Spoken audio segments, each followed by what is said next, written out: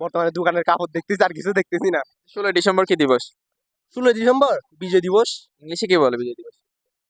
Independence day. Independence day, ঠিক আছে, এটা আমাকে দিয়ে দেবো। মানে শিওর।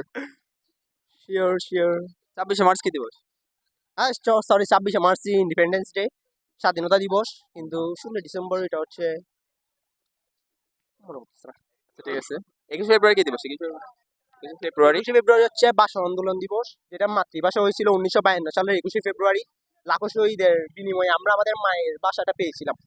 ঠিক আছে, এই যে মেলায় আসছেন আজকে রাউজান সরকারি কলেজে, এই মেলায় এসে কেমন লাগছে? মেলায় এসে কি লাগবে? না আছে মেয়ে, না আছে দোকান, না আছে কেউ।